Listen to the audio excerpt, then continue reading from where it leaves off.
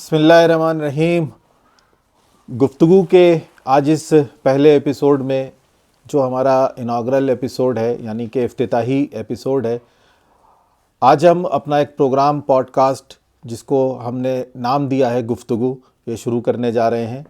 ظاہر ہے جب کوئی پہلا کام یا پہلا پروگرام شروع کیا جاتا ہے تو کسی بزرگ کے ساتھ، کسی بڑے کے ساتھ، کسی معتبر شخصیت کے ساتھ شروع کیا جاتا ہے. بہت بڑے بزرگ کے ساتھ کوئی نیا پروگرام شروع کرنا، اس میں ہم لوگوں کو یہ پرابلم یہ ہوتی ہے کہ ظاہر ہے پوڈ کاسٹ ہے اور ہمارا بھی پہلا ہے، تو ہو سکتا ہے ہم بھی کہیں پر بہک جائیں، بھٹک جائیں. تو ہم لوگوں نے یہ ڈیسائیڈ کیا، ہماری ٹیم نے یہ ڈیسائیڈ کیا کہ ہم سب سے پہلا پوڈ کاسٹ ایک ایسی شخصیت کے ساتھ کریں گے جو نہ صرف ہمارے دوست ہیں، ہمارے ہم عمر ہیں، بلکہ ہو سکتا ہے کہ ہم سے تھوڑے چھوٹے ہی ہوں، لیکن اپنے علم سے، اپنی نالج سے، اپنے نسب سے یعنی اپنے خاندان سے اور اپنے خدمت خلق کے جذبے کے ساتھ وہ بہت معتبر شخصیت بنے ہیں، بہت معتبر نام رکھتے ہیں لکھنؤ شہر میں. ہم سب کے لیے بہت احترام کے لائق ہیں، ہم لوگ بہت احترام کرتے ہیں. ہمارے بیچ میں آج ہمارے پہلے پوڈ کاسٹ میں اس پوڈ کاسٹ کا افتتاح کرنے کے لیے تشریف لائے ہیں مولانا الیاس نعمانی صاحب. مولانا میں آپ کا بہت استقبال کرتا ہوں گفتگو کے اس پہلے ایپیسوڈ میں، اور میں چاہتا ہوں کہ آپ اپنا تعارف خود کرائیں. میرا نام محمد الیاس نعمانی ہے، آپ نے ابھی نام لے لیا. اور میرے والد صاحب حضرت مولانا محمد زکریا صاحب شملی دارالعلوم نہضت العلماء میں سینئر استاذ ہیں، اور میری مکمل تعلیم دارالعلوم نہضت العلماء ہی کی ہوئی ہے. چونکہ میں جب پیدا ہوا تو والد صاحب اسی کے کیمپس میں رہتے تھے، اور 20 سال کی عمر تک میں اسی کیمپس میں اندر ہی رہا بھی.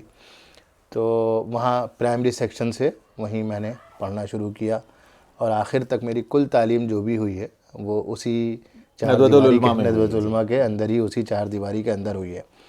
یعنی آپ جسے کہیں کہ باقاعدہ تعلیم جسے کہتے ہیں کہ کسی کلاس روم میں جانا، کسی استاذ کے سامنے ایک رسمی طور پر بیٹھنا اور پڑھنا، وہ اس چار دیواری کے علاوہ میں نے کہیں نہیں پڑھا. میں نے بہت علم حاصل کیا، بہت لوگوں کے پاس گیا، سب کچھ کیا، لیکن جس کو باقاعدہ طالب علم ہونا کہتے ہیں، میں اسٹوڈنٹ کہیں اور کا نہیں رہا، صرف ندوے کا رہا. تو پوری تعلیم وہیں کی ہے. اور اس کے بعد میں تقریباً میں نے 20-22 سال یہاں نہضت العلماء کی ایک شاخ میں، اس سے ملحق ایک مدرسے میں ایفلیٹڈ ایک مدرسے میں نے پڑھایا. اور چند ماہ پہلے سے یا اس سال شروع سے ہمارا جب سیشن شروع ہوا تو اللہ تعالیٰ کا احسان کہ میں دارالعلوم نہضت العلماء آ گیا بحیثیت مدرس وہاں پڑھانے کے لیے. جی. تو ندوۃ العلماء کا سفر، آپ نے ابتدائی تعلیم سے ندوۃ العلماء میں تعلیم حاصل کی. میکسیمم آپ کی جتنی بھی تعلیم تھی، جو آپ کے سرٹیفکیٹ سے، وہ تعلیمات جو ہیں وہ آپ نے ندوۃ العلماء سے حاصل کی. اس کے بعد آج ماشاءاللہ آپ وہاں پر لیکچرر ہیں. تو کیسا رہا یہ سفر آپ کا؟ یہ سب اللہ سبحانہ تعالیٰ کے احسانات کے ہی سائے میں گزرا ہے پورا سفر، اس میں کوئی شک کی بات نہیں ہے. لیکن اگر اس سفر میں دیکھا جائے تو میں ذاتی طور پر دو وجودوں کو سمجھتا ہوں کہ وہ میرے لیے بہت بڑے برکتوں کا اس دنیا میں سبب ہوئے ہیں. ایک تو ہمارے والد ماجد، یعنی والد صاحب کو دنیا اس طور پر جانتی ہے کہ وہ ایک بڑے عالم ہیں، ندوے کے ایک سینئر استاذ ہیں، اور ان کے بارے میں بہت کچھ جانتی. لیکن اگر آپ ہم سے کہیں تو ہم کہہ سکتے ہیں کہ ہم نے اپنی دانست میں ویسا والد نہیں دیکھا ہے جو نہایت نگرانی رکھتا ہو اور نہایت مہربان ہو. اور یہ چیز ان سے ہم لوگ تو جتنی سیکھ لیں وہ اس سلسلے میں کہا جا سکتا ہے کہ وہ ایک بہترین درسگاہ بھی ہیں کہ ان کے نمونے کو اگر آئیڈیل کو سامنے رکھا جائے تو شاید تربیت کے سلسلے میں اور اولاد کی فکر رکھنے کے سلسلے میں شاید وہ بہت بڑا ہو. تو ایک تو والد صاحب کی وہ تھی رہی ہے، اللہ تعالیٰ ان کا سایہ ہم لوگوں کے اوپر دراز رکھے صحت اور عافیت کے ساتھ. دوسرا، میرے اوپر اللہ تعالیٰ کا ایک بہت بڑا احسان یہ ہوا کہ میں جب پیدا ہوا تو میں نے ابھی جیسا کہ ذکر کیا، میں والد صاحب ندوے کی چار دیواری کے اندر ہی کیمپس میں ان کا مکان تھا. تو وہ جو انسان کی جو ایج ہوتی ہے پڑھنے لکھنے کی، سوچنا سمجھنا شروع کرنے کی، وہ مجھے اس کیمپس کے اندر ماحول ملا. ہاں، یعنی وہ ماحول جو تھا وہ علم کا، فکر کا، تہذیب کا، تو ایک خاص تہذیب کا، تو اس ماحول کے اندر ہی میری پروان چڑھی. تو والد صاحب اور ندوے کا ہم یہ کہہ سکتے ہیں کہ کمبینیشن جو بنا تو میں اس کو یہ سمجھتا ہوں کہ وہ میرے اوپر اللہ تعالیٰ کا بہت بڑا احسان تھا، اور وہ اس کا ہر جگہ فائدہ محسوس ہوتا ہے، اللہ کا احسان ہے۔ چلیے الحمدللہ۔ مولانا منظور نعمانی صاحب رحمۃ اللہ علیہ، ان کے آپ نواسے، جی جی مولانا زکریا سنبھلی صاحب کے بیٹے، جی مولانا سجاد نعمانی صاحب کے بھانجے، جی مولانا یحییٰ نعمانی صاحب کے چھوٹے بھائی، اس لیگیسی کو لے کر کے چلنا جی جی آپ کے لیے کتنا مشکل اور کتنا آسان ہے؟ کیونکہ اس خاندانی کے وراثت کو لے کر جی کے جی چلنا بھی اس بہت کے اپنے مشکل فائدے کام بھی ہے۔ ہوتے ہیں، اس میں یہ اللہ تعالیٰ کا احسان بھی ہوتا ہے کسی ایسی جگہ ہو جانا۔ یقیناً انسان کو اپنے خاندانی پس منظر سے بہت فائدہ ہوتا ہے، اس میں کوئی شک کی بات نہیں ہے۔ اللہ تعالیٰ کا شکر ادا کرنا چاہیے کہ اس سے ہوتا یہ ہے کہ آپ بہت کچھ وہ سیکھ رہے ہوتے ہیں صرف اللہ تعالیٰ کے احسان کے نتیجے میں، جو دوسروں کے لیے ذرا مشکل ہوتا ہے۔ لیکن اس کا ایک مشکل بھی ہوتا ہے، لوگ آپ کو بہت کم عمری سے بہت بڑوں کے آئینے میں دیکھ رہے ہوتے ہیں، آپ کو اور اس اکابر معیار اکابر مانے اس معیار پر کھرا اترنے کی سوچ ہوتے۔ ظاہر سی بات ہے کہ انسان کے لیے کوئی آسان کام نہیں ہوتا، تو بہرحال یہ اپنے آپ میں ایک چیلنج بھی ہے، چیلنج ہے، یہ بہت بڑا چیلنج ہے اس کو۔ بزرگوں کی اور بڑے عالم دین کی جو اولادیں ہوتی ہیں ان کو ان کے برابر پہنچنے کے لیے اور ان کے لیول پہ کام کرنے کے لیے بہت بہت محنت نہیں، ہم اگر یہ برابر پہنچنا یا اس لیول پہ کام کرنا ہے تو بڑی اونچی بات ہے، بہت بڑی بات ہوتی جی، لیکن اگر یہ چیز ہمارے ذہن میں نہ بھی ہو تب بھی بہرحال ہم ہر وقت ایک امتحان میں ہیں کہ اس نسبت کی لاج بہرحال رکھنی پڑتی ہے، رکھنی ہوتی ہے۔ دنیا بہت امید رکھتی ہے، بہت زیادہ امیدیں ہوتی ہیں، توقعات بہت زیادہ، ہو سکتا ہے کہ ہماری صلاحیتیں ویسی نہ ہوں، لیکن یا ہماری امید ہوتی ہے کہ اتنا ہم دے نہ پا رہے ہوں، ہم کر نہ پا رہے ہوں، تو ہمارا پرفارمنس ویسا نہ ہو، ہماری صلاحیتیں۔ آج کے اس دور میں ایک نوجوان عالم دین ہونے کے ناطے آپ کو کیا چیلنجز محسوس ہو رہے ہیں؟ کیا ہمارے اس ماحول میں جو آج کل کا ماحول ہے اس میں کیا چیلنجز ہیں جس سے آپ کو پیش ہو کر کے نکلنا پڑ رہا ہے؟ ہمارے نزدیک ہماری نسل کے جو علماء ہیں اور جو فضلاء ہیں، ان کو چند چیزیں بہت زیادہ ان کی توجہ حاصل کرنا توجہ میں رہنی چاہیے، یا توجہ ان کو اپنی رکھنی چاہیے ان چیزوں پر۔ اس میں یہ کہ ان کو یہ سمجھنا چاہیے، ہم لوگوں کو یہ سمجھنا چاہیے کہ ہم جس زمانے میں ایک دین کے عالم کے طور پر یا ایک بہرحال ایک ذمہ داری کے طور پر ہیں، ہماری یہ علماء کی یہ نسل پچھلی نسلوں کے مقابلے میں حالات بہت نازک پا رہی ہے، بے شک ہر طرح کے نازک حالات ہیں جو ہم سے مطالبہ بہت زیادہ سنجیدہ ہو جانے کرتے ہیں۔ جی، مثال کے طور پر ملک کے جو حالات ہیں وہ ہم سب کے سامنے ہیں، اس میں ہماری اگلی نسل کے اسلام کا مسئلہ ہے، ہماری اگلی نسل کی دینی تربیت کا اور دین پر قائم رہنے کا مسئلہ ہے، اور اس حوالے سے کئی طرف سے چیلنجز ہیں۔ ملک کے طاقتور طبقات کی جانب سے بھی ہم کو چیلنج ہیں، اس لیے کہ ہماری اگلی نسل کا مسئلہ یہ ہے کہ وہ، ہم صاف کہیں تو اس کے ذہن میں شرک لایا جا رہا ہے، یعنی ہم کہہ سکتے ہیں کہ ہماری نئی نسل جو ہے وہ ایک شرک کی ایک نہایت منظم دعوت کی زد پر ہے۔ جی بالکل، وہ ٹیلی ویژن کھولتی ہے تو ٹیلی ویژن اس کو شرک کی دعوت دے رہا ہوتا ہے، وہ اسکول جاتی ہے ہماری نئی نسل تو وہاں کے سلیبس میں شرک ہے اور بہت ہے، اور یہاں تک کہ وہ ویڈیو گیمز کھیلتی ہے، ہاں اس میں بھی ہے، وہ ہمارے چھوٹے بچے کارٹونز دیکھتے ہیں، وہ جن تعلیم گاہوں میں، جن محلوں میں رہتے ہیں، جس فضا میں پل بڑھ رہے ہیں، وہ شرک کے غلبے کی ہے۔ تو سب سے بڑی جو چیز اس وقت کے ہمارے نوجوان علماء کے لیے، ہماری نسل کے علماء کے لیے ہے کہ ان کو اپنا پہلا ٹارگٹ یہ طے کرنا ہے کہ ہم کو اپنی بعد والی نسل کے لیے ہم کیا کر سکتے ہیں کہ اس ماحول میں وہ توحید پر جمنے والی اور دین سے گہری وابستگی رکھنے والی ہو۔ دوسری ایک چیز بحیثیت عالم دین ہماری نسل کے لوگوں کو جو چیلنجز ہیں وہ یہ کہ خود ہمارا اپنا اخلاقی معیار کہاں ہے، جی، ہمارا اپنا دینی معیار کیا ہے۔ یعنی بہت باتیں ہوتی ہیں علماء کی صلاحیتوں کو لے کر، لیکن ڈاکٹر صاحب بالکل ایمانداری کے ساتھ بات کی جائے تو صلاحیتوں کی بھی ضرورت ہے اور اس میں کمیاں بھی ہیں، لیکن ایک اندر کے آدمی کے طور پر میں کہوں کہ ہم لوگوں کے سامنے، چونکہ آپ نے پوچھا ہے علماء کے لیے چیلنجز کیا ہیں، علماء کن چیزوں کا خیال رکھ کے، خود ہم لوگوں کے سامنے جو چیلنجز ہیں اس وقت وہ یہ ہے کہ ہم کو دینی اور اخلاقی طور پر ایک برتر وجود اپنا بنانا ہے۔ جی، اگر ہمیں کوئی رول امت کے دینی اور اخلاقی اس میں پلے کرنا ہے تو ہم کو دینی اور اخلاقی طور پر وہ کرنا ہے۔ جس طرح صورتحال ہم سے پہلوں کے سامنے شاید ویسی نازک نہ رہی ہو جیسی اب ہم دیکھ رہے ہیں، ویسے ہی اخلاقی اور دینی ہماری ذات کے سلسلے میں جو ہمارے سامنے چیلنج ہے، یہ بھی شاید پہلے کبھی ایسا نہیں رہا ہے۔ صحیح ہے، بالکل صحیح کہہ رہے ہیں، اس سلسلے میں ہم لوگوں کو اس پر بھی توجہ دینے کی ضرورت بڑے چیلنجز ہیں، آگے آنے والے بھی ہیں۔ جی۔ تیسری چیز جو ایک بہت بڑی ہے، اور وہ ہماری نوجوان علماء کی نوجوان نسل کو جس کا بہت خیال رکھنا ہے، وہ یہ ہے کہ ہم جس وقت جی رہے ہیں، جس وقت ہمارے ذمہ اللہ تعالیٰ نے کام کیا ہے، اس وقت امت غربت کے اعتبار سے بھی اور تعلیم کے اعتبار سے بھی بہت عجیب صورتحال میں ہے۔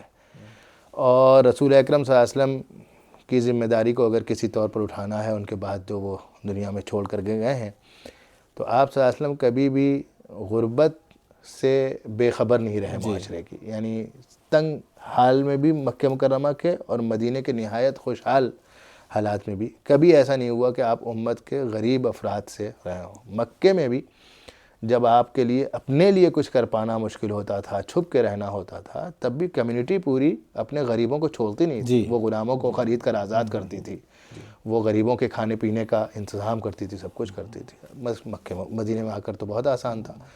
تو ایک عالم دین کی یہ بھی ذمہ داری ہوتی ہے۔ ہو سکتا ہے کہ ہم اپنی صلاحیتوں، اپنے مواقع کے اعتبار سے ہم میں سے کوئی کسی لائن کو چوز کرے، کوئی کسی لائن کو یا کچھ میدانوں کو، لیکن بہرحال یہ ایک کام ہے اور یہ ایک چیلنج ہے پورا، ذمہ داری ہے، ذمہ داری ہے پوری۔ اور یہ غربت اور تعلیم کا مسئلہ بہت خطرناک صورت اختیار کرتا جا رہا ہے، بہت خطرناک صورت اختیار کرتا ہے۔ جو لوگ بھی سماج میں رہتے ہیں، کام کرتے ہیں، ان کو اندازہ ہے کہ یہ کتنی خطرناک چیز، شہر سے لے کر اندر کے گاؤں تک جن لوگوں کو تھوڑا سا ہے، تو وہ ہر جگہ بدلتی ہوئی صورتحال ہے اور بہت خطرناک صورتحال ہے۔ نہیں، اس پہ کام کرنے کی ضرورت ہے، اور میں نے دیکھا ہے آپ کو کام کرتے ہوئے۔ کووڈ کا وقت آیا تو جس طرح سے آپ لوگوں نے کام کیا، اور میرا تعلق تو حالانکہ آپ سے اس سے پہلے بھی تھا، لیکن کووڈ میں بہت دیکھا ہم نے آپ کو۔ آج کے زمانے میں ایک یہ پرسیپشن ہے ایک عالم دین یا ایک مولوی کا کہ اس کا کام ہے مسجد میں نماز پڑھانا، اس کے بعد بہت سے بہت فتوے دے دینا۔ لیکن آپ نے جس طرح سے ان چیزوں کو بدلا اور خدمت خلق و سماج سیوا اور سوشل ورک کی لائن میں بھی آپ آئے عالم دین ہونے کے ساتھ ساتھ، یہ سوچ آپ کو کہاں سے ملی اور کیسے آپ نے اس سوچ کو ڈیولپ کیا کہ ہمیں دونوں کام ایک ساتھ کرنے ہیں؟ میں اکیلا نہیں ہوں، بہت سے لوگ ہیں، نہیں وہ بہت سے ہیں ماشاءاللہ، لیکن آج تو آپ کے سامنے بات کر رہے ہیں۔ جی، تو میں اپنے بارے میں، چونکہ آپ نے میرے حوالے سے سوال کیا ہے، کہ میں جب تک پڑھتا رہا تب تک ندوے کے اندر رہا۔ ابھی میں نے جیسے کہا، جب میں پڑھ کے نکلا تو یہ بھی اللہ تعالیٰ کا احسان ہوا کہ میرا مکان جو تھا وہ ایک عام مسلم محلے میں ہو گیا۔ جی، اب تک ہم ایک جزیرے میں رہتے تھے، ایک بہت مقدس اور مبارک جزیرے میں، لیکن اب ہم جب آئے تو ہم نے یقین جانے کہ جب ہم 20-22 سال کی عمر میں پہلی مرتبہ باہر آ کے رہے، تو ہم کہہ سکتے ہیں کہ ہم نے تبھی صحیح طور پر مسلم معاشرے کو جانا، اس کی خوبیاں جانی، اس کی کمیاں جانی۔ تو بہت سی چیزیں تھیں، ہم جہاں رہتے تھے وہاں غربت، رہتے ہیں وہاں غربت بہت ہے، وہاں تعلیم کا مسئلہ ہے، تو یہ سب چیزیں جب سامنے آئیں، اور کچھ طبیعت کا ایسا رخ کہ وہ لوگوں سے ملنا جلنا، اٹھنا بیٹھنا، تو مسجد سے کے نوجوانوں سے رابطہ، ان کے ساتھ اٹھنا بیٹھنا، بچوں سے ملنا جلنا، تو جو چیزیں سامنے آئیں تو وہ حالات ایسے تھے کہ اس میں کچھ کیا نہیں جا سکتا تھا سوائے اس کے کہ اگر ہمارے دل میں کچھ حساسیت ہے کہ ہم میدان میں آئیں۔ ہمارا آپ کی کرم فرمائیاں جو ہم پر شروع ہوئیں، شاید آپ کو یاد ہوگا کہ ہم بہت نوعمر تھے، 22-24-25 سال، 22-24 سال کے رہے ہوں گے، کہ وہ ہمارے محلے میں ایک شخص کا ایک آپریشن ہونا تھا، اور بہت ہم پریشان تھے اس کے لیے، اور وہ پیچیدہ صورت ہو گئی تھی، کچھ سجھائی نہیں دے رہا تھا، پیسے کلیکٹ نہیں ہو پا رہے تھے، تو ہم نے کچھ نہیں کیا۔ تو ہمارے پاس ایک یہاں راشٹری سہارا اردو میں ہمارے ایک جاننے والے رپورٹر تھے، وہ ندوے میں ہمارے سینئر تھے، تو ہم نے ان سے کہا کہ وہ بھائی ایسا ایسا مسئلہ ہے، کیا کرنا ہے؟ انہوں نے کہا یار تم ایک نیوز بنا کے بھیج دو ہمیں، ہم بطور نیوز لگا دیں گے۔ تو ہم نے وہ ایک نیوز بنا کر کے بھیج دی، اور اس میں اپنا نمبر بطور اس کے دے دیا کہ اگر کسی کو تصدیق کرنی ہو تو تصدیق ہم سے کرا لے، تو وہ آپ تک پہنچا، وہ خبر پہنچی، پھر آپ نے ہم کو فون کیا، پھر وہاں سے ہمارا آپ کا رابطہ شروع ہوا، اس کو دیکھا جائے۔ جی جی، پھر الحمدللہ اللہ تعالیٰ آپ کو جزائے خیر دے، بعد میں بھی بہت سے کیسز ہوئے اس طرح کے۔ تو یہ سب صورتحال تھی جس میں تھا، تو یہ ہے اس معاشرے کو دیکھ کر کے ایک کڑھن، نہیں صحیح ہے، وہ کڑھن تو ہوتی ہے، وہ ہم سب کو ہوتی ہے۔ تھوڑی سی نوجوانوں کی بات کرتے ہیں، آج کی سوسائٹی کی بات کرتے ہیں۔ آج کے اس دور میں جو نوجوان بھٹک رہے ہیں، آپ کو کیا لگتا ہے کس چیز میں سب سے زیادہ بھٹک رہے ہیں؟ اپنے دین سے بھٹک رہے ہیں، یا اپنے مقصد سے بھٹک رہے ہیں، یا اپنے اخلاقیات سے بھٹک رہے ہیں؟ مطلب یہ جو 10% سماج مسلم نوجوانوں کے 10% کو الگ کر دیں تو 90% کا معاملہ یہ ہے، بہت خطرناک صورتحال ہے، دین کے اعتبار سے بھی، اخلاق کے اعتبار سے بھی، دنیا کے اعتبار سے بھی سنجیدگی نام کی چیز نہیں ہے۔ اب پورا ایک موضوع ہے یہ کہ ساتھ بیٹھ کر کے وہ لوگ جو سماج کو قریب سے دیکھتے ہیں، جانتے ہیں، وہ اس بات پر غور کریں کہ سنجیدگی کیوں نہیں ہے۔ لیکن بہرحال یہ تو ہے، یہ سامنے کا منظرنامہ تو یہی ہے کہ سنجیدگی نہیں ہے، نہ دین کے مسئلے میں ہے، نہ اخلاق کے مسئلے میں ہے، نہ دنیا کے مسئلے میں ہے، نہ تعلیم کے مسئلے میں ہے، نہ گھر کی ذمہ داریوں کے سلسلے میں ہے۔ ایک پوری نسل ہمارے سامنے ایسی ہے کہ جس کو کوئی فکر نہیں کہ گھر کی صورتحال کیا ہے، جس کو کوئی فکر نہیں کہ ہماری اخلاقی صورتحال کیا ہے، ہماری دینی صورتحال کیا ہے، ہم پڑھ رہے ہیں کہ نہیں پڑھ رہے ہیں۔ مسلم محلوں میں چلے جائیے تو میں شہر کی بات کر رہا ہوں، جی تو 10th 12th کر لیا تو بہت بڑی بات ہو گئی، یعنی اکثر مسلم محلوں کا یہ حال ہے، اور اس کے بعد وہ پھر بالکل ایک غیر سنجیدہ مستقبل کے حوالے سے کوئی وہ سنجیدگی نہیں ہے۔ گاؤں میں جائیے تو جو حال ہے وہ غیر سنجیدگی کا، اس کا تو انسان تصور نہیں کر سکتا ہے۔ آپ لکھنؤ سے باہر نکلنے والی کسی بھی شاہراہ پر چلے جائیں، کسی بھی ہائی وے پر چلے جائیں، اور اس سے ذرا سا 5-10 کلومیٹر نیچے اتر جائیں، مسلمانوں کے آپ کو جو گاؤں نظر آئیں گے اس میں آپ پہنچ جائیے۔ میں گیا ہوں، میں نے گاؤں کو دیکھا ہے قریب سے، بہت سے گاؤں میں پوچھا ہے۔ آج کی تاریخ میں بھی ایسے مسلم گاؤں ہیں جہاں سینکڑوں مسلم نوجوان ہیں، کوئی ایک ہائی اسکول نہیں ہے آج کی تاریخ میں۔ بلکہ یہ تو ہائی اسکول تو میں کہہ رہا ہوں بہت بڑی بات ہے کہ سینکڑوں نوجوان ہیں، ان میں سے کسی نے 8th نہیں کیا ہے۔ پرائمری ایجوکیشن پرائمری اسکول کی پالیسی یہ ہے کہ فیل نہیں کرنا ہے، ورنہ وہ اتنا بھی نہ کر پائیں۔ وہ جہاں آتے ہیں 9th اور 10th میں وہ کسی کام کے نہیں بچتے ہیں پھر۔ تو جو صورتحال ہے وہ بہت، ایک سب سے بڑا مسئلہ یہ ہے کہ یہ بے مقصد غیر سنجیدہ نسل پوری ہے، اس کا کیا کرنا ہے؟ ہاں، کسی کا کوئی جینے کا یا دنیا میں آنے کا مقصد یہ امنگ نہیں ہے، امنگ نہیں ہے۔ آپ جائیے تو امنگ نہیں ہے۔ ایک چیز ہے کہ آخرت کی فکر ہونا، دنیا کی بھی فکر نہ رہ جائے تو آخرت کی تو چھوڑ دیجیے، یہ تو غیر سنجیدگی کی آخری حد ہے۔ حالانکہ اب وہ ساتھ مشن اور گورنمنٹ کی طرف سے بڑی پلاننگز ہیں، بڑی اسکیمز ہیں بچوں کو پڑھانے کی کہ کوئی بھی غیر پڑھا لکھا بچہ نہ رہ جائے، لیکن اس کے باوجود ہمارے معاشرے میں اس طرح کی دقتیں ہوتی ہیں۔ ہم کئی مرتبہ ایسا ہوتا ہے کہ رات میں ہم لوگ کہیں سے کسی گاؤں سے واپس آ رہے ہوتے ہیں تو دیکھ منظرنامہ یہ ہوتا ہے، ہم دیکھ کر کے بتا سکتے ہیں یہ مسلمان گاؤں ہے، یہ مسلمان گاؤں ہے۔ وہاں آپ کو نوجوان ملیں گے منڈیروں پہ بیٹھے ہوئے، سڑکوں پہ بیٹھے ہوئے، چائے کے ہوٹل کے باہر، ہوٹل پہ موبائل چلا رہے ہیں۔ پہلے تو چائے کا ہوٹل ہوتا تھا، اب تو وہ بھی اس کی بھی ضرورت نہیں ہے۔ کسی وہ لائن لگی ہوئی ہے، کیا کر رہے ہیں صاحب؟ وہ گیمز کھیل رہے ہیں، ویڈیو گیمز کھیل رہے ہیں، کوئی ویڈیو دیکھ رہے ہیں، کہیں 2 یہاں بیٹھے ہیں، 4 وہاں بیٹھے ہیں۔ آپ غیر مسلموں کے علاقے میں جائیں، آپ کو کچھ لوگ ایسے نظر آئیں گے، ایسا نہیں کہ نہیں نظر آئیں گے، لیکن تعداد میں زمین آسمان کا فرق ہوگا۔ رات میں ہم لوگ کہیں گاؤں وغیرہ سے واپس آ رہے ہوتے ہیں تو بارہا دیکھتے ہیں کہ کچھ بچے ہیں بیگ ڈالے ہوئے چلے آ رہے ہیں، لگتا ہے کہیں کسی کوچنگ سے آ رہے ہیں۔ ایک آدھ مرتبہ رک کے پوچھا بھی، بیٹے کہاں سے آ رہے ہو؟ معلوم ہوا کہ 8 کلومیٹر دور جاتے ہیں کوچنگ پڑھنے۔ لڑکے کی ایج کیا ہے؟ 14 سال 13 سال، پیدل جا رہا ہے، سائیکل سے جا رہا ہے 7-8 کلومیٹر دور۔ ہم لوگوں کیا نہیں ہوتا؟ تو یہ غیر سنجیدگی بہت بڑا چیلنج ہے۔ اچھا، پہلے تو یہ ہوتا تھا چائے کا ہوٹل ہے، آپ بیٹھ گئے تو کچھ چائے پیتے کے ساتھ کچھ گفتگو ہو جاتی تھی، کچھ لوگ کچھ اچھی گفتگو یا بری گفتگو جیسی بھی ہو بات کر لیتے تھے۔ اب تو یہ ہوتا ہے کہ چائے کے ہوٹل میں اگر 4 لوگ بیٹھے ہیں تو چاروں اپنے موبائل کو دیکھ رہے ہیں اور چاروں اپنے موبائل سے بات کر رہے ہیں۔ بہرحال نوجوانوں کو صحیح راستے پہ لانے کے لیے اگر نوجوانوں کو ہم یہ کوشش کریں کہ ہم صحیح راستے پہ لائیں تو اس کے لیے ایک کور میسج اگر ہم دینا چاہیں، آپ دینا چاہیں تو وہ کیا میسج ہوگا؟ ہاں، سنجیدہ ہو جاؤ جی، بس اصل مسئلہ سب سے پہلا یہ ہے کہ مزاج میں سنجیدگی نہیں ہے۔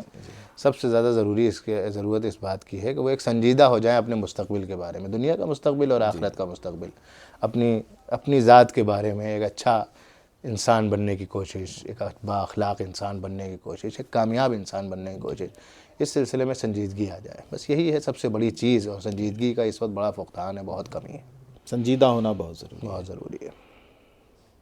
یہ آج کا جو دور ہے، جیسے ریل کا دور ہے، یہ سوشل میڈیا کا دور ہے، تو اس میں اگر ہم دین کو آگے بڑھانے کے لیے، نوجوانوں کو دین کے راستے پہ لانے کے لیے ہم سوشل میڈیا اور ریل کا کیسے استعمال کر سکتے ہیں؟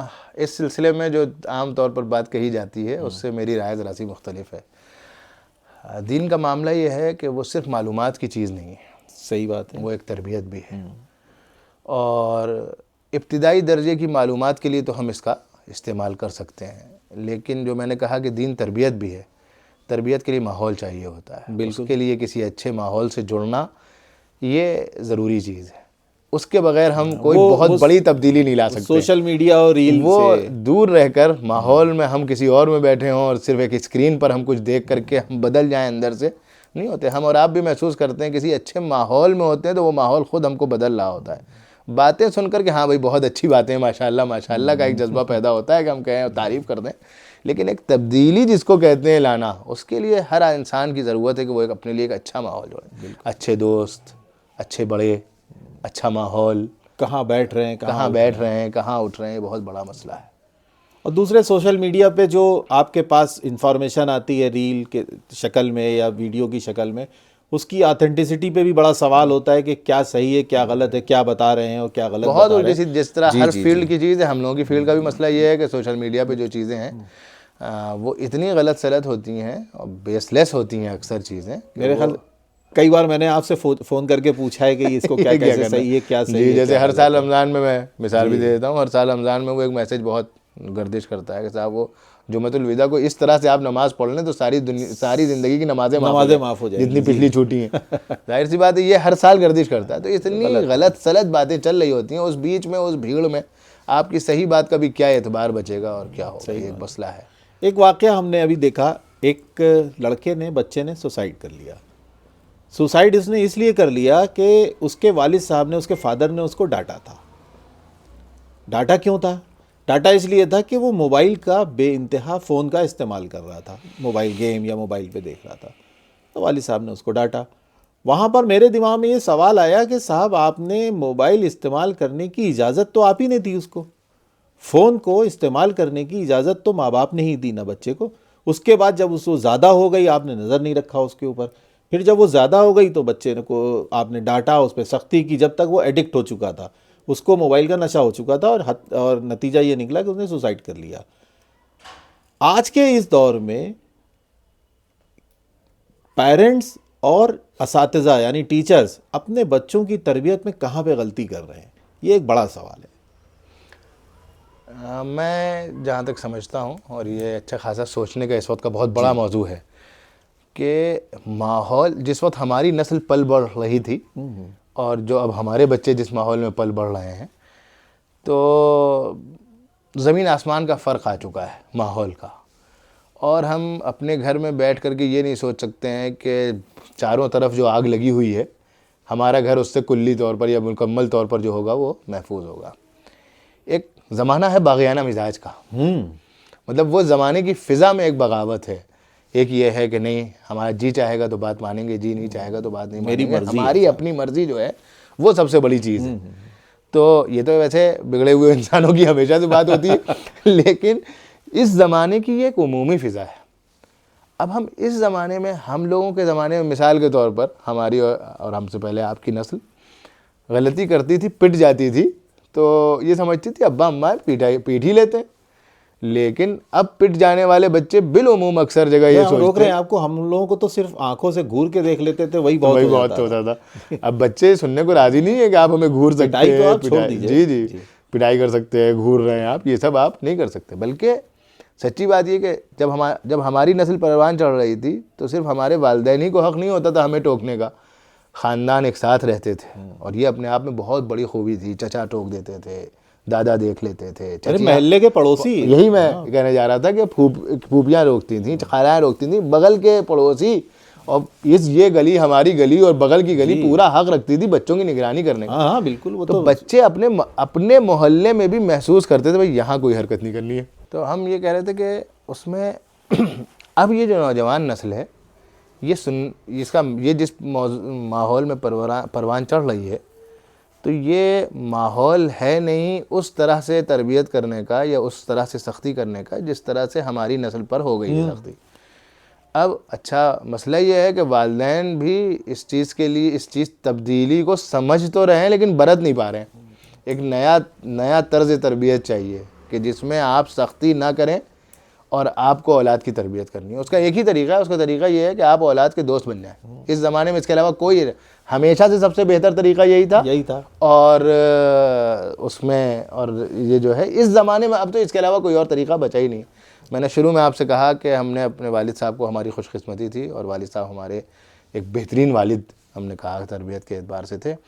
تو ہمارے والد صاحب جو تھے, آپ کو حیرت ہوگی کہ وہ اس وقت بھی ندوے کے بہت سینئر بڑے اساتذہ میں تھے, لیکن وہ ہمارے ساتھ کھیلا کرتے تھے.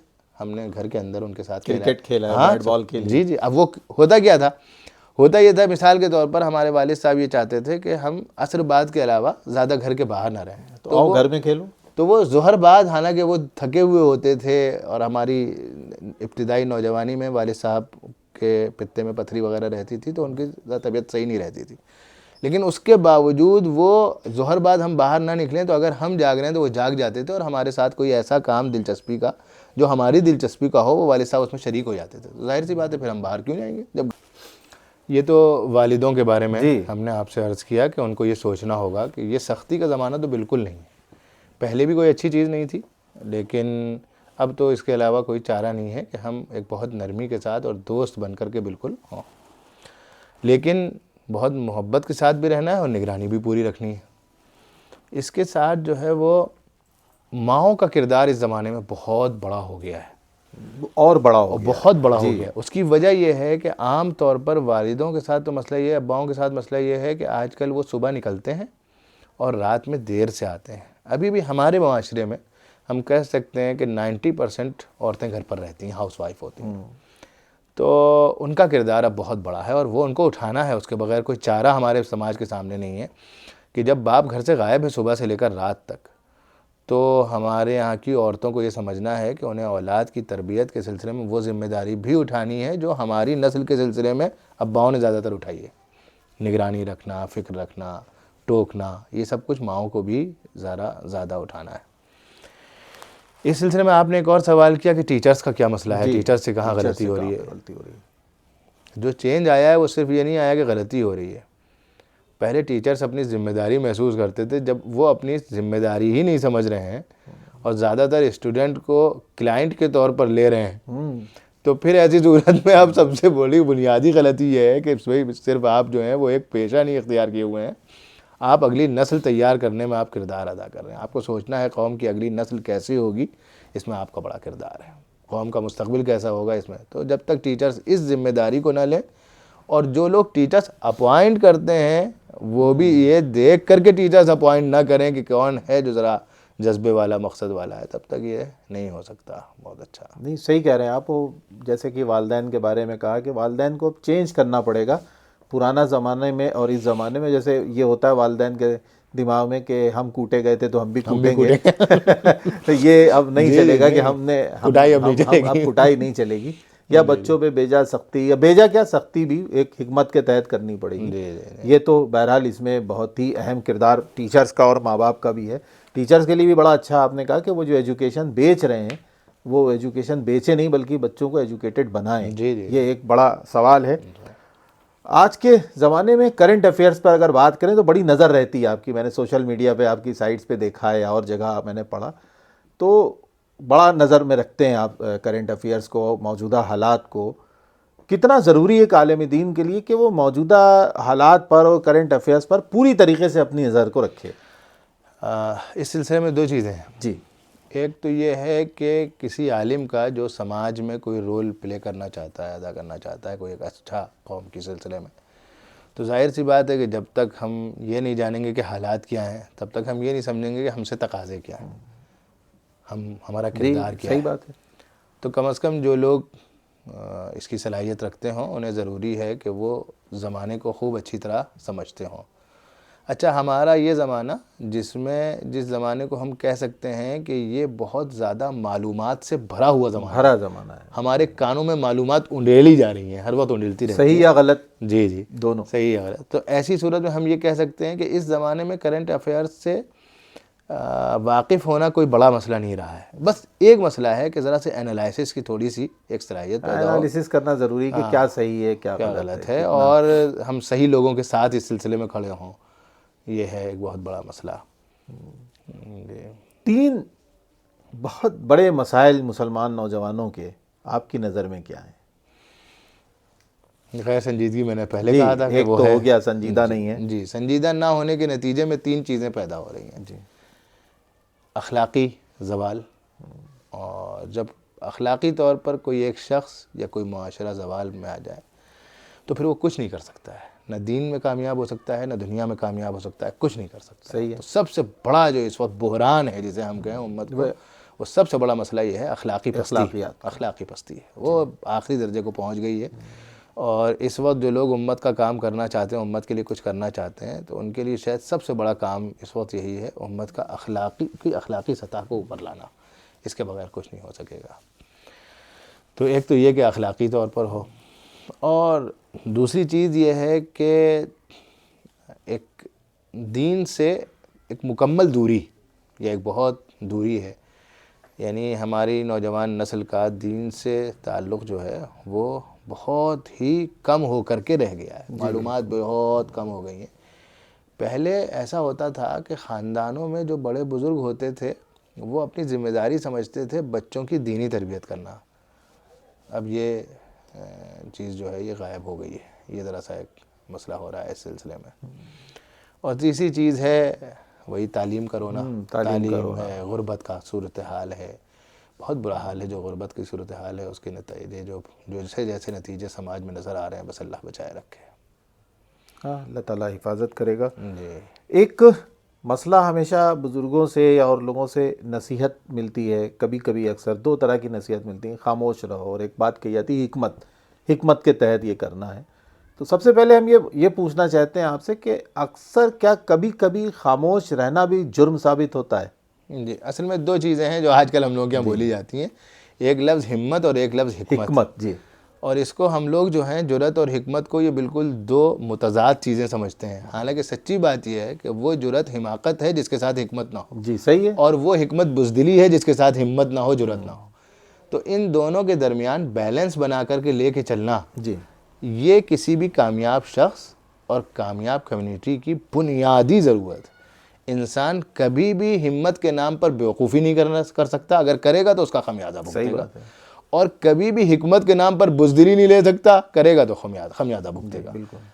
ہو یہ رہا ہے کہ ہم نے کچھ نہ کرنے کو، نہ کارکردگی کو، فکر نہ کرنے کو حکمت کا نام دے دیا.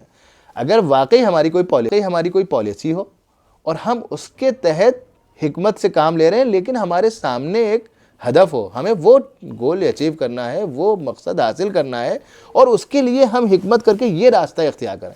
اب ہو یہ رہا ہے کہ کوئی پلان تیار نہیں ہے، کوئی منصوبہ تیار نہیں ہے، ہم کچھ کر نہیں رہے ہیں، اور اپنے دل کو ڈھارس بندھانے کے لیے کہہ رہے ہیں کہ حکمت کا تقاضا یہ ہے. کہ اگر ایسا ہو رہا ہے تو یہ چیز تو بہت خطرناک ہے. یہ تو بلکہ کبھی کبھار ایسا محسوس ہوتا ہے جیسے کہ قوم کی اکثریت نے سوچ لیا جو ہونا ہوگا ہو جائے، ہم کوئی ٹینشن مول نہیں لیں گے.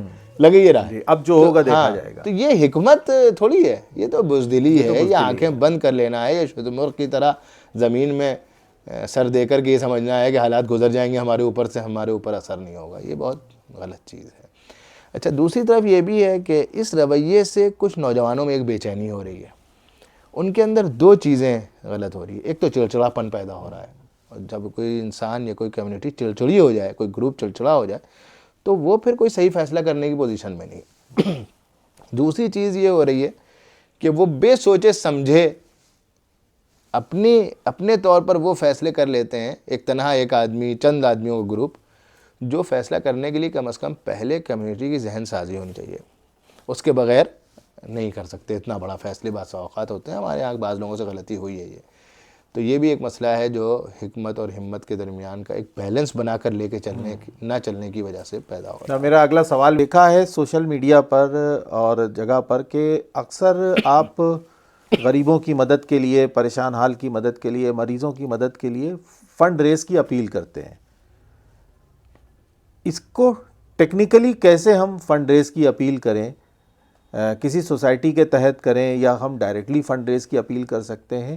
یہ آپ کیسے کرتے ہیں، اور کیا آپ کو اس میں کیا دشواریاں محسوس ہوتی ہیں؟ اس سلسلے میں یہ ہے کہ سب سے کامیاب صورت تو یہی ہے کہ اگر ہم مزاجوں اور ایسے ساتھیوں کی ایک ٹیم ہو جائے جن کو آپس میں ایک دوسرے پر اعتماد ہو، اور جو اخلاقی طور پر ایسے ہوں کہ ساتھ چل سکتے ہوں، تو انسان کو چاہیے تو یہی کہ ٹیم بنا لے, اور ٹیم ورک جو ہوتا ہے وہ ٹیم ورک ہوتا ہے, اس کے جیسے نہیں ہو سکتا.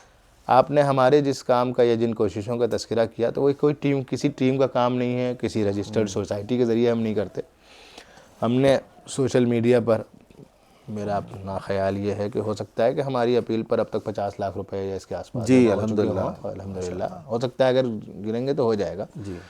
تو لیکن اس میں ہم نے اپنے لیے پہلے دن سے 2-3 اصول بنائے تھے.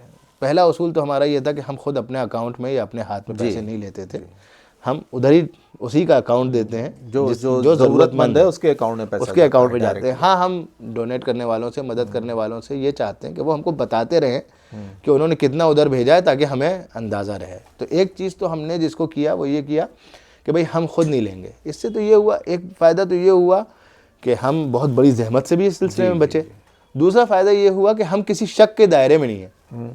اگر بدگمانی کرنے والا تو کوئی بھی بدگمانی کر سکتا ہے, لیکن جو لوگ تعاون کر رہے ہیں وہ بہرحال ہم پر ایک درجے کا اعتماد کر رہے ہیں, تبھی تعاون کر رہے ہیں. تو اس کے نتیجے میں ہوتا یہ ہے کہ لوگوں کا اطمینان بڑھتا ہے کہ بھئی ڈائریکٹ ادھر ہاتھ میں جا رہا ہے جہاں ہے. اور یہ لوگوں کی محبت ہے, اللہ تعالیٰ کا احسان ہے کہ عام طور پر جب بھی کوئی اپیل کی اس طرح کی تو وہ اپیل رائے گاہ نہیں جاتی ہے, وہ کچھ نہ کچھ ہو جاتا ہے. الحمدللہ انتظام ہوتا ہے, سب کچھ ہو جاتا ہے. اب آپ نے پوچھا کہ اس سلسلے میں چیلنجز کیا ہیں. تو بہرحال کوئی بھی آپ سوشل ورک کرتے ہیں تو یہ تو تیار رہنا چاہیے, کچھ نہ کچھ باتیں سننے کو ملیں گی. بالکل. آج تک دنیا میں کوئی سوشل ایکٹیوسٹ, کوئی سماجی کام کرنے والا, کمیونٹی کے لیے کرنے والا کوئی آدمی ایسا نہیں پیدا ہوا ہے جس کو کچھ نہ سننا پڑا. تو اگر ہم یہ چاہیں کہ بھئی ہم خیر کا کام کر رہے ہیں تو ہم کیوں کچھ سنیں, تو بدنامی مول تو نہیں لینی چاہیے اور بدنام ہونا بھی نہیں چاہیے. لیکن اگر کوئی آدمی بلا وجہ کی باتیں, کوئی غلط تبصرے کر رہا ہے تو بھئی وہ جانے, ہم اس سے کام سے نہیں روک سکتے, ورنہ دنیا میں کوئی کام نہیں ہو سکتا ہے. ہاں, ہمیں اپنے اوپر پوری نگرانی خود اپنی بھی رکھنی چاہیے, کڑی نگاہ کہ ہم سے کچھ غلطی تو نہیں ہو رہی ہے. بالکل صحیح ہے. تو بس یہ ہے, اللہ تعالیٰ کا احسان ہے کہ لوگ اعتبار کرتے ہیں اور ہو جاتا ہے تعاون. لیکن اس میں ایک چیز ہم نے دیکھی کہ اس طرح سے جب فنڈ ریز کرتے ہیں ہم لوگ تو اس میں ایک کیپ نہیں لگ پاتی ہے. مثال کے طور پہ کسی کو 2 لاکھ روپے کی ضرورت ہے, ہم نے اپیل کر دی, اس کو 2 لاکھ کی جگہ پہ 4 لاکھ پہنچ گئے, تو وہ کیپنگ نہیں ہو پاتی ہے. ہم عام طور پر اس کے لیے کوشش یہ کرتے ہیں کہ جب زیادہ بڑی کسی کے لیے وہ کرتے ہیں تو ساتھ میں وہاں پر ایک اپیل یہ کرتے ہیں, جو صاحب بھی تعاون کریں وہ ہم کو اسکرین شاٹ بھیج دیں اپنے ٹرانزیکشن. وہ میں نے دیکھا ہے کہ پورا ہو گیا ہے, اب زحمت نہ کریں, تو ان کی ضرورت ہم ایک اندازہ لگے رہتے ہیں. اور ایک دو چیزیں بعض تجربات کے بعد بنائی ہیں. مثال کے طور پر یہ کہ ہم لکھنؤ سے باہر کے کسی آدمی کے لیے اپیل نہیں کرتے ہیں. صحیح ہے. اس کی وجہ یہ ہے کہ ہم اس کی خود ذاتی طور پر تحقیق نہیں کر سکتے, یا بہت معتبر لوگوں کے ذریعے ہم تحقیق نہیں کرا سکتے. دوسری بات یہ ہے کہ ہم اس پر نگرانی نہیں رکھ سکتے. بسا اوقات ایسا ہوا کہ ہم نے کسی کے کہنے پر باہر کے کسی آدمی کے لیے تحقیق اپیل کر دی, اور بعد میں ہمیں معلوم یہ ہوا کہ فنڈ اچھا خاصا ریز بھی ہو گیا اور وہ کام اتنے کی ضرورت نہیں تھی, یا اس طرح کے 1-2 کیسز آئے. تو اس کے بعد ہم نے اپنا اصول بنا لیا, ہمیں لکھنؤ کے اندر کرنا ہے, خود تحقیق کر لینی ہے, یا 2-4 لوگ ہیں بیچارے جو محنت کر کے تحقیق کر کے آ جاتے ہیں, بتا دیتے ہیں یہ صورتحال ہے, تو ہم ان سے تحقیق کرا لیتے ہیں. اور الحمدللہ ہم کہہ سکتے ہیں کہ 95% سے زیادہ الحمدللہ اس طرح کی چیزیں ہمارے ساتھ نہیں ہو گئی ہیں. اللہ تعالیٰ کا احسان ہے اس میں. یہ اکثر لوگ کہتے ہیں جو سوسائٹیز اس طرح کا کام کرتی ہیں اس پر یہ ہوتا ہے کہ چندے کا پیسہ یا مدد کی رقم کہاں جا رہی ہے کچھ نہیں پتہ. تو اس میں جو لوگ سوسائٹی سے کام کر رہے ہیں ان کو ٹرانسپیرنسی کیسے مینٹین کرنی ہے, اس پر اگر لوگ اکاؤنٹ اگر لوگ اپنا اکاؤنٹ ٹرانسپیرنٹ کر دیں تو کیا حرج ہے. لوگ یہ نہیں کرتے, اپنی بیلنس شیٹ دکھاتے بیلنس شیٹ دکھا دیں پوری تفصیلی, اتنی رقم فلاں صاحب نے فلاں کے لیے بھیجی, فلاں تاریخ کو ان کے اکاؤنٹ میں منتقل کر دی گئی یا ان کو دے دی گئی, ہمارے پاس سائن ہے ان کے واؤچر پر, آگے دیکھ لیجیے. اصل میں ٹرانسپیرنسی, جب اکاؤنٹ میں ٹرانسپیرنسی نہ رکھنا, یہ بھی تو ہم کمیونٹی ورک میں, سوشل ورک میں, تو یہ تو غلط بات. دکھائیے آپ اپنی بیلنس شیٹ دکھائیے, اکاؤنٹ دکھائیے کہ کیا کام کریے. جی اچھا, بہت اچھے لوگ چونکہ یہ نہیں کرتے اس لیے لوگ ان کے سلسلے میں غلط فہمی کا شکار ہو جاتے ہیں. حالانکہ عموماً کوئی اپنی بیلنس شیٹ دکھانے کی کوشش نہیں, جب ہم, میں پرسنل اس کے سلسلے میں نہیں کہہ رہا ہوں, جب ہم ایک سوشل وہ کر رہے ہیں تو پھر کیا اپنی آپ اپنی سوسائٹی کی بیلنس شیٹ یا سوسائٹی کا جو آمدنی کا راستہ, آپ نے شاید دیکھا ہوگا پہلے مدرسوں میں ایک کام ہوتا تھا, رودات چھپتی تھی. جی رودات دیکھی میں نے. اگر آپ نے 1 روپیہ بھی چندہ دیا ہے تو اس میں لکھا ہوتا تھا, وہ لکھا ہوتا تھا, کی جنتری جیسی جی اس میں لکھا ہوتا تھا پورا. اس طرح کا کام اگر ایک اس کو نئے لیول پر اور اس طرح کر لیں, اگر ہم لوگ کر لیں تو پھر یہ شبہات بہت کم ہو جائیں گے. اس میں ڈرا بیک کیا ہوا کہ اس میں جب انہوں نے ردا چھاپی یا ہم نے لسٹ چھاپی تو لوگوں کو پتہ چل گیا کہ ہمارے پاس فائننس کہاں سے آ رہا ہے, تو اور لوگ بھی پہنچنے لگے. یہ ہوا کہ یہ میری پارٹی تھی اور وہ دوسرے نے ہڑپ کر لی, تو اس چکر میں یہ سب چیزیں بھی ہوئیں, اور مدرسے والوں نے بھی یہی وجہ تھی جو لکھنا چھوڑ دیا. جی جی. تو ایک سوال یہ ہے کہ کیا سوشل ورک, سماج سیوا یا اصلاح معاشرہ پہ کام کرنا یہ صرف ایک جذبہ ہے یا پلاننگ کے تحت ہونا چاہیے؟ بے جذبے کام نہیں ہو سکتا. جی. بغیر پلاننگ کے دنیا میں کوئی کامیاب نہیں ہو سکتا. تو اندر جذبہ بھی پیدا ہونا ضروری ہے, لیکن پلاننگ کرنا بھی پلاننگ کرنا بھی ضروری ہے. اگر کوئی جذبے کی بنیاد پر یہ چاہتا ہے کہ میں بہت کامیاب کام کر لے جاؤں گا, غلط سمجھتا ہے. وہ جذبے کی بنیاد پر کچھ کام کرے گا, کچھ ہو جائیں گے, کچھ نہیں ہو جائیں گے, لیکن لمبے کے لیے آپ کو پلاننگ کی ضرورت ہے. بالکل. تو یہ ہے کہ آپ کو اپنی زندگی میں بھی پلاننگ کی ضرورت ہے, آپ کو جینے کے لیے بھی پلاننگ. سوشل ورک میں ایک چیز, دو چیزوں کی ہم سمجھتے ہیں ڈاکٹر صاحب, وہ ہم اس کو ضروری بات سمجھتے ہیں, اس لیے کہہ دیتے ہیں کہ جو لوگ بھی کسی طرح کا کوئی سماجی کام کرنا چاہتے ہیں, کوئی سوشل کام کرنا چاہتے ہیں, وہ دو باتوں کا خیال کر لیں. ایک تو ہوتا ہے ٹیم بنانا. جی. ٹیم بناتے اور لوگوں سے غلطی یہ ہوتی ہے 10 ہو گئے, چلو 15 ہو جائے, ماشاءاللہ ہمارے ساتھ بہت لوگ جڑ گئے. یہ غلط بات ہے. ٹیم ہم خیال ہونی چاہیے, ہم خیال ہونی چاہیے, با مقصد ہونی چاہیے. ہوتا کیا ہے, بہت سے لوگ بے مقصد ہوتے ہیں. کوئی شہرت کے لیے آ رہا ہے, کوئی کسی اور غرض سے آ رہا ہے, کوئی بالکل بے غرض ہے, کوئی نہ کوئی اچھا مقصد ہے ظالم کا, نہ کوئی خراب مقصد ہے, چلا آ رہا ہے چلو ساتھ میں بیٹھیں گے, ایک اچھی مشغولیت گزرے گی. یہ نہیں ہونا چاہیے. با مقصد لوگ ہونے چاہیے, ہم خیال ہونے چاہیے. دوسری ایک چیز اور, کبھی کبھار انسان بہت اچھا ہوتا ہے, بہت با مقصد ہوتا ہے, بہت اچھے خیالات کا ہوتا ہے, لیکن مزاج بھی ایسا ہونا چاہیے کہ ساتھ میں لے کر چل سکتا ہو لوگوں کو.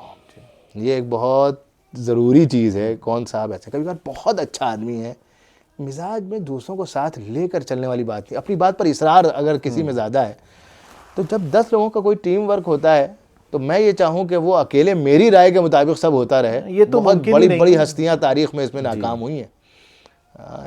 مناسب نہیں ہے اس کا زیادہ تفصیل سے تذکرہ, لیکن بہت بڑی بڑی ہستیاں تاریخ میں, ہماری 100-200 سال کی تاریخ میں بہت بڑی بڑی ہستیاں ایسی ہیں جو بہت شاندار لوگ تھے, صلاحیتوں سے بھرپور لوگ تھے, آخری درجے کے بامقصد لوگ تھے, لیکن ان کے ساتھ مسئلہ یہ تھا کہ وہ لوگوں کو ساتھ لے کر نہیں چل سکتے تھے. ان کا ذہنی مسئلہ یہ تھا یا مزاجی مسئلہ یہ تھا.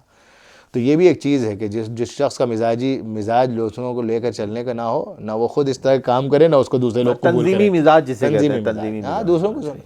ہم جب کسی تنظیم میں ہوں تو یہ نہیں چاہ سکتے کہ 100% ہماری رائے چلے, کہیں آپ کی چل جائے, کہیں ہماری چل جائے, تو اس پہ راضی رہنا چاہیے. یہاں پہ جس میں اکثریت ہو, ڈیموکریسی تو ہے, جس میں اکثریت ہو, 10 لوگ ہیں تو 6 لوگ جو بات کہیں گے وہ ماننی پڑے گی. آخری مرحلے پہ آتے ہیں. اس سے پہلے ایک سوال یہ ہے کہ آج کل علماء اکرام کے اوپر لوگ انگلیاں بہت اٹھاتے ہیں, اور یہ ہمیشہ اٹھاتے ہوں گے, لیکن آج کے زمانے میں سوشل میڈیا کی وجہ سے بہت زیادہ سامنے آنے لگتا ہے. تو اس بارے میں آپ کیا کہنا چاہیں گے؟ 2 وجہ ہیں. جی. ایک تو یہ کہ بحیثیت ایک عالم کے, اس نسل کے, ہمیں اس اعتراف میں کوئی جھجک نہیں ہے کہ بحیثیت مجموعی ہم ویسے نہیں ہیں جیسے ہماری پچھلی نسلیں تھیں. اس اعتراف میں ہمیں کوئی حرج نہیں ہے, یہ ایک حقیقت ہے. جی. اور کم از کم ہم جیسے لوگوں کو اس چیز کو تسلیم کرنا چاہیے. لیکن دوسری بات بھی ہے, وہ دوسری طرف بھی بات یہ ہے کہ بہت غلط فہمیاں ہیں, بہت ہی زیادہ غلط فہمیاں. مثال کے طور پر کل ہی میں نے ایک صاحب کی ایک تحریر پڑھی, وہ پاکستان سے تعلق رکھنے والے تھے. وہ مولانا ابوالکلام آزاد کے سلسلے میں انہوں نے لکھا, یہ بھی ایک مولانا تھے اور مونچھوں کو تاؤ دیتے تھے, سگریٹ پیتے تھے. ہندوستان کے وزیر تعلیم بنے تو ہندوستان میں انہوں نے یہ دیا, یہ دیا, یہ دیا, یہ دیا, اور عام مولوی ایسا نہیں کرتا. اب اس پوری تحریر کو آپ اگر پڑھیے تو اس میں مونچھوں کو تاؤ دینے اور سگریٹ پینے کی تبلیغ ہے. جی. ہم مولانا کے بارے میں کوئی تبصرہ نہیں کرتے, مولانا کا ذاتی عمل تھا, لیکن بہرحال اس مونچھوں کو تاؤ دینا اور سگریٹ پینا یہ کوئی ایسی چیز نہیں ہے کہ اس کی تبلیغ کی جائے. جی بالکل صحیح ہے. مولانا کے جو کارنامے ذکر کیے گئے وہ کارنامے تھے جو انہوں نے ایجوکیشن منسٹر کے طور پر ادا کیے تھے. آپ مسجد کے امام سے یہ چاہنے لگے کہ وہ ایمس کھڑا کر دے, نہیں کر سکتا. اس طرح آپ دیکھیں گے کہ بہت سی تحریریں وہ ہوتی ہیں جو بالکل غیر منطقی ہوتی ہیں, بالکل بلا وجہ کی ہوتی ہیں. ایک تو بات یہ ہے, بہت سی چیزیں ایسی ہوتی ہیں. دوسری چیزیں یہ بھی ہے کہ بعض لوگوں کو جیسے علماء کے حلقے سے کچھ چڑھ بھی ہو گئی ہے. وہ مطلب سچ غلط کچھ ہو, ہر بات کو کیا کہیں گے علماء. مثال کے طور پر معاشرہ اس لیے غریب ہے کہ علماء کی یہ کمی ہے. جی آپ نے سنا ہوگا مسلمان اس لیے نہیں پڑھتے کہ علماء یہ کرتے ہیں. کیا امت علماء کے کہنے پر کتنی % چلتی ہے؟ یہ جو ایک مزاج بن گیا ہے کہ امت میں جو صورتحال ہے، علماء کا معاملہ یہ ہے کہ جتنے خیر کے کام نظر آئیں گے وہ کہیں گے ہم کر رہے تھے اس لیے ہوا ہے. غیر علماء کا مسئلہ یا علماء کا مخالف جو طبقہ ہے اس کا معاملہ یہ ہے جتنی کمیاں نظر آئیں گی یہ سب مولوی علماء صاحب کی وجہ سے، ملاؤں کی وجہ سے ہے، سب مولانا صاحبوں کی وجہ سے. دونوں طبقے غلط ہیں. ہم اتنے معاشرے پر اتنے مؤثر ہی نہیں ہے کہ ہم کہہ سکیں جو خیر ہے ہماری وجہ سے، صحیح بات ہے. اور نہ ہر برائی کو ہماری طرف منسوخ کرنا چاہیے. ہمیں اس بات کو تسلیم کرنا چاہیے، یہ ایک تاریخی حقیقت ہے کہ اس ملک میں جو لوگ مسلمان ہوئے وہ ہر طرح کے لوگ تھے. اگلی نسلوں کو پچھلی نسلیں اپنے خاندانی طور پر خاندانی مزاج، خاندانی کیفیات لے کر ہوئیں. اب وہ نہیں تبدیلی ہو سکی تو بہت سی خرابیاں ہیں، پست اخلاقی ہے اور بھی بہت سی چیزیں ہیں. تو یہ سب چیزیں ہیں، غربت ہے، یہ سب ایک تسلسل چلا آ رہا ہے. اس میں کسی مولوی کا یا کسی غیر مولوی کا کوئی رول نہیں ہے. تو یہ ایک چیز کو اصل میں اگر ہم لوگ صحیح ایک چیز کو سمجھیں اور سب مل کر کے کام کریں تو ہو سکتا ہے. لیکن ہمارا مسئلہ یہ ہے کہ علماء جو ہیں وہ غیر علماء پر ڈال دیتے ہیں، غیر علماء ان پر ایک تقریر کر دیتے ہیں. تقریر کرنے والے بہت موجود ہیں، لان تان کرنے والے بہت موجود ہیں، کام کرنے والے نہیں ہیں. دونوں طرف بہت کم لوگ ہیں. یہ مسئلہ ہے. کیا کبھی آپ کو اپنی کسی بات کہنے کی وجہ سے کوئی نقصان اٹھانا پڑا ہو؟ مجھے یاد نہیں یاد؟ مجھے نہیں یاد. کبھی ایسا نہیں ہوا کوئی واقعہ یاد ہو رہا ہو؟ نہیں، مجھے یاد نہیں. تو یہ بتائیے پھر آج کے دور میں اگر اصل میں آپ جیسے مہربانوں کے سامنے تو میں زیادہ بول بال لیتا ہوں لیکن ورنہ بولنے کا زیادہ شوق نہیں ہے. تو یہ اس کا فائدہ ہے. نہیں، اکثر ہوتا ہے کہ آپ عالم دین ہیں، آپ کہیں تقریر کر رہے ہیں یا کسی کوئی بات کر رہے ہیں تو وہاں پر کوئی بات کرتے وقت، کوئی تقریر کرتے وقت کچھ ایسا کبھی کبھار ذہن میں کہنے کو بہت چیزیں آتی ہیں، لیکن اگر کوئی بات قبول نہیں ہو سکتی ہے تو وہ کہنے پر اصرار بھی کوئی فائدہ نہیں ہوتا کہنے کا. جی. حق بات کہنا کتنا مشکل ہے آج کے زمانے میں.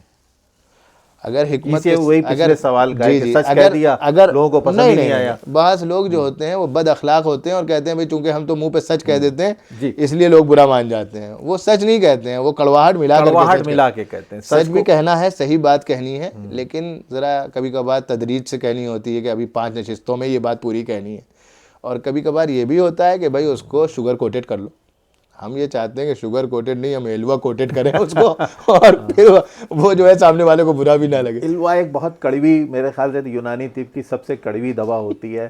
ایلو ویرا کا گوند ہوتا ہے جو بہت کڑوا ہوتا ہے.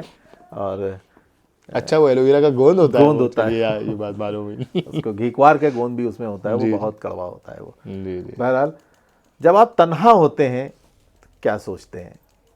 تنہا میں کم ہوتا ہوں. جب کبھی بستر پہ جائیں لیٹتے وقت کیا تنہا عام طور پر میرا شوق ہے نوجوانوں میں کام. جی. تو کر تو زیادہ نہیں پاتا ہوں، سوچتا اس سلسلے میں زیادہ رہتا ہوں. تو عام طور پر تنہا ہوتا ہوں تو اسی طرح کی کچھ نہ کچھ چیزیں چلتی، پلاننگ کرتے رہتے ہیں. ہاں، اسی سلسلے میں ہوتا رہتا ہے. محلے میں نوجوان ہیں اور جگہ ہیں، ان کے ساتھ مستقل کچھ نہ کچھ رابطہ رہتا ہے، کچھ نہ کچھ کام رہتا ہے، تو اس کی وجہ سے ہو جاتا ہے. آپ نے بہت کام کیا ہے، بہت سماج کا کام کیا، خدمت خلق کا کام کیا. کوئی ایسا لمحہ یاد ہے جو بہت مشکل لمحہ رہا ہو آپ کے لیے اور آسانی سے کام نپٹ گیا ہو؟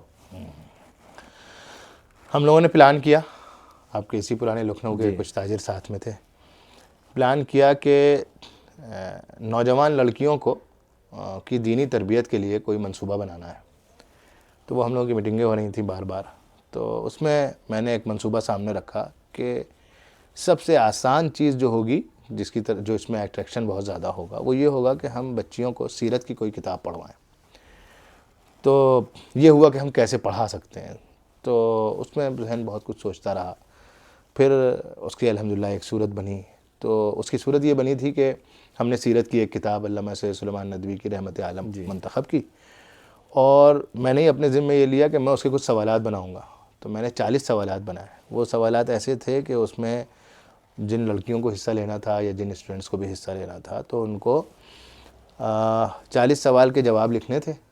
اور اس میں ہم نے کوشش یہ کی تھی کہ ان کو تو وہ سوال جواب لگیں اور ہم ان سے پوری کتاب کی تلخیص کرا لیں کہ وہ خلاصہ لکھ دیں. تو اس کے نتیجے میں تقریباً ہر اسٹوڈنٹ کو تقریباً 50-60 صفحے، آپ یوں سمجھیے سیرت کی ایک کتاب لکھنی پڑی. تو ہم اس کام کو کہ بچیوں کو لڑکیاں اس سلسلے میں اس میں کچھ اٹریکشن محسوس کریں اور ادھر راغب ہوں، ان کو دلچسپی ہو، ہم سمجھتے تھے بہت مشکل کام ہے. لیکن یہ 3 سال پہلے جب ہم لوگوں نے پہلی مرتبہ یہ کام کیا تو ہم لوگوں نے چھپوا لیے تھے 500 فارم، یہ سمجھتے ہوئے 200-300 شاید ہو جائیں، لیکن وہ تو چند دن میں 500 ختم ہوئے، پھر 1000 ہوئے. اندازہ یہ ہوا کہ اگر ہم لوگ جس کام کو بہت مشکل کر رہے تھے، اللہ تعالیٰ کی سمجھ رہے تھے، وہ اللہ تعالیٰ کی توفیق سے ایسا تھا کہ وہ اگر ہم 20,000 کاپیاں چیک کرنے کی کیپیسٹی رکھیں تو ہم 20,000 لڑکیاں تیار ہیں اس میں حصہ لینے کے لیے. لیکن ہم لوگوں نے 1,000 پر اسی لیے روک دیا کہ ہمارے پاس چیک کرنے کی کیپیسٹی نہیں تھی. الحمدللہ اس سلسلے کا ابھی کچھ دنوں پہلے تیسرا ہوا ہے ابھی کچھ دنوں پہلے.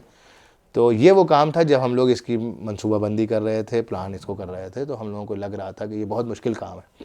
لیکن اللہ تعالیٰ کی ایسی مدد اس سلسلے میں ہوئی ہے اور ایسی وہ ہوئی ہے کہ وہ اپنے آپ میں ایک بہت بڑا، جتنا شکر ہم اس کا بجا لائیں اس توفیق کے لیے اور جتنی سہولت سے بجانے کے لیے. اچھا اس میں سچی بات یہ ہے کہ وہ ہمارے جو ساتھی تھے انہوں نے بڑی محنت کی اور بہت اس کو اچھی طرح آرگنائز کیا، بہت اچھی طرح. الحمدللہ اللہ کا احسان ہے. وہی پلاننگ کا سارا کام پلاننگ کا ہے. ان ٹیم ورک کے بغیر یہ سارے کام نہیں ہو سکتے، اور ٹیم ورک میں انسان کو تنہا اپنے لیے اگر انسان کچھ کرنے لگے گا تو پھر ٹیم ورک نہیں ہو پائے گا. ٹیم ورک تبھی کامیاب ہو سکتا ہے جب انسان اپنے آپ کو زیادہ سامنے لانے کی کوشش نہ کرے. ہو جاتا ہے پھر کام الحمدللہ. سب سے زیادہ سکون کب محسوس کرتے ہیں؟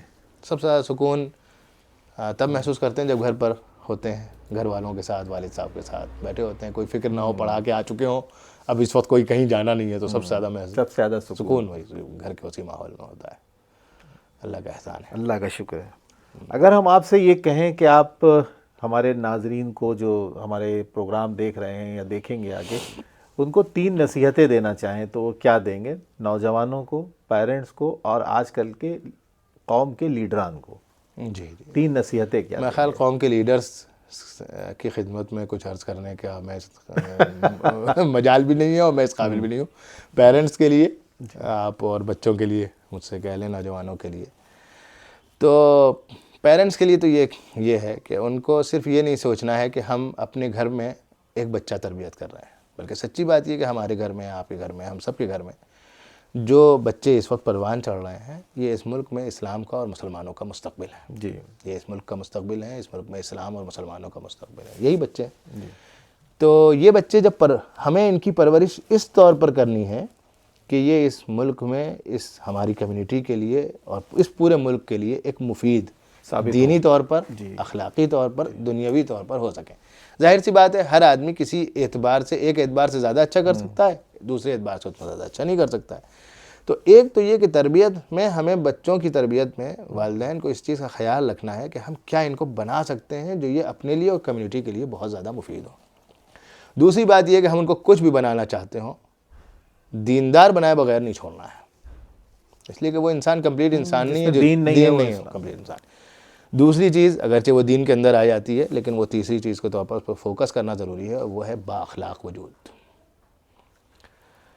اخلاق وہ چیز ہے کہ تعلیم یافتہ بھی اگر با اخلاق نہیں ہے تو کسی بھی فیلڈ میں ہم جانتے ہیں وہ بالکل ایک اخلاق نہیں ہے، اچھا انسان نہیں ہے، تو پھر وہ جانور ہو سکتا ہے، چاہے جتنا زیادہ پڑھا لکھا ہو، چاہے جتنا بڑا لوگ علامہ سمجھتے ہوں، مولانا سمجھتے ہوں، ڈاکٹر سمجھتے ہوں، انجینئر سمجھتے ہوں، پڑھا لکھا سمجھتے ہوں، پروفیسر سمجھتے ہوں، اخلاقی طور پر نیچے، تو پھر وہ نیچے ہی رہے گا دنیا کی نگاہ میں بھی اور اللہ کی نگاہ میں بھی. تو سب سے دوسری چیز جو ہے وہ یہ ہے والدین کے لیے کہ اخلاقی تربیت پر بہت زیادہ کرنا ہے.